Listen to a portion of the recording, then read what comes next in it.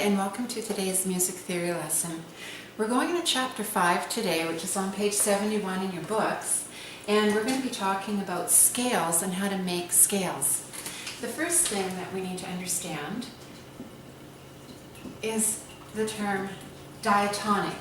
Diatonic refers to both the major scales and the minor scales. For this lesson, we're going to be focused on our major scales. In another chapter, we're going to discuss the minor scales. Now, a scale is a group of 8 notes that can go in an ascending pattern, and they also come down in a descending pattern. So we have 1, 2, 3, 4, 5, 6, 7, 8 notes up, and then we have the same 8 notes going down. The first note of your scale pattern we call the tonic note. So if I wanted to play a scale, I'm just going to turn this piano on, and let's say I wanted to start on C. A scale is a succession of notes right beside each other.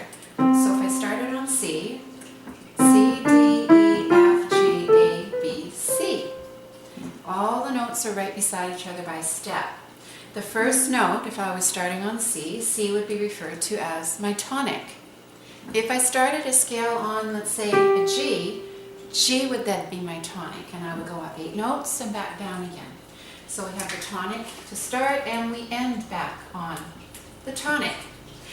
The next important note of your scale is the 5th note. The 5th note is called the dominant. The dominant note. And the 5th note is the 5th note above the tonic note. 1, 2, 3, 4, 5. So in C, the G would be considered the dominant note. And you have it ascending, and you also have your dominant note descending. But how do we know if there's sharps or flats in a scale? What if I started on D and I just went up?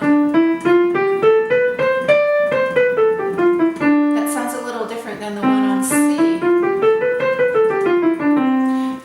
So the one on D was wrong, incorrectly played for a major scale, because I wasn't watching the tones and the semitones, and we talked about that in a much earlier chapter. So let's look at this. Let's say we have 1, 2, 3, 4, 5, 6, 7, 8, and we have it in a descending pattern again. Where does my tone and my semitones come in? And you'll actually find directions for that on page 73. It goes through your tones and semitones. So between the first and second note, you're going to have a tone. Second and third note will also be a tone. But here, I'm going to do one of the slur marks and put an S. Between the 3rd and 4th degree of the scale is a semitone. The 4th and 5th have a tone. The 5th and 6th is a tone. 6th and 7th is also a tone. But between the 7th and 8th note, we have a semitone. Tone, tone, semitone, tone, tone, tone, semitone. Those are the tones and semitone patterns that you'll see in your major scale. Those change when we talk about minor scales in a later chapter. But for all your major scales, it's going to follow this pattern. So we have to remember that a tone has 2 semitones in it. So if I'm on C, a tone would be to the D. So I know D is my next note because we skipped the semitone and went to the D. From D to E is also a tone because there's a semitone in between it. So it consists of 2 semitones. E to F is a semitone. There is no note between E and F. So we have our semitone. F to G is a tone, G to A is a tone, A to B is a tone, but B to C is a semitone, so we followed our pattern here. We can build this using that tone and semitone pattern for another key here. So I'm actually just going to draw a staff and notate this properly. And we have our treble clef. So what if I'm going to start on the note G? So we know that a scale goes up in succession of the notes on the piano. So G, after G comes A, B, C, D, E, F, G. Now the next step is, where's the tones and the semitones? Because there might be some sharps or flats in this scale. So I know that my tonic note is a G, but if I wanted from the first and second note to be a tone, G to A, that is a tone. How about A to B?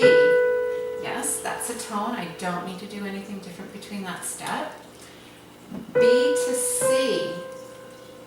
So we have our semitone that we needed. Tone, tone, semitone. C to D is the tone we want. D to E, also another tone, so we're good. E to F, that's only a semitone. But in our pattern for a major scale, we need that to be a tone. E to F, so how can I change that in order to make it a tone? A tone has two semitones in it, so instead of just a regular F, I'm going to need to sharp that. Now E to F sharp gives us that tone we want, and F sharp to G, that's a semitone. So that worked by adding that F sharp as accidental, because we haven't discussed our key signatures yet, so I've just added that as an accidental, so I follow the pattern tone, tone, semitone, tone, tone, tone, semitone. Okay? Now in your theory book, you're going to be asked to do your scales a number of ways, and part of being really good at your theory course here is following directions. If they give you a scale and they say, write G major scale descending, then you know that you need to start on a high note, the high G. And I think my pen's running out a little bit. So you'd start here and you'd work your way backwards. 8 notes, and we needed that F sharp. 8 notes in a descending pattern.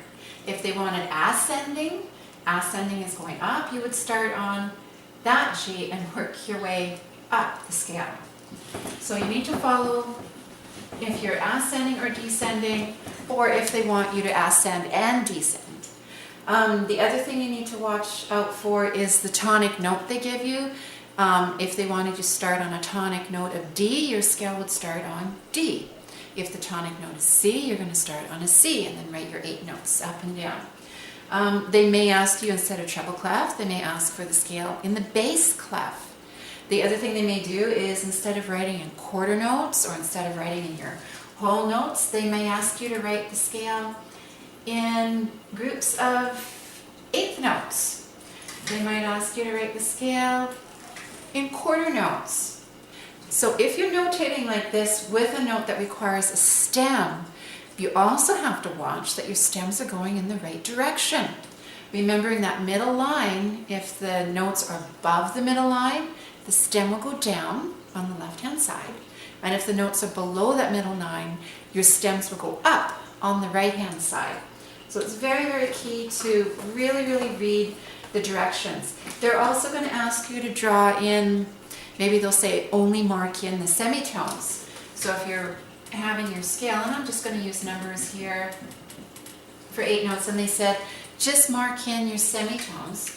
Well, you would say, okay, between the 3rd and 4th degree of the scale there's a semitone. So we do our, it's like a slur mark and write as, and we know the other semitone in a major scale came between the 7th and the 8th note. They may ask you to mark in just the tones. So you'd mark in where all the tones happen, so we'd leave out that semitone. They usually don't ask you to omit the semitones, or they may ask you to mark in everything in the scale. So read those directions really, really carefully, and if you're not sure what sharps or flats to add to your scale, depending on the tonic note, remember this pattern and you'll always go right, knowing tone, tone, semitone, tone, tone, tone, semitone. And again, those are simply for the major scales that you're writing. And major scales are a subcategory of what we call a diatonic scale. Again, if you have any questions, please feel free to write me or leave a comment below the video, and I'd be delighted to help you out. Thanks very much.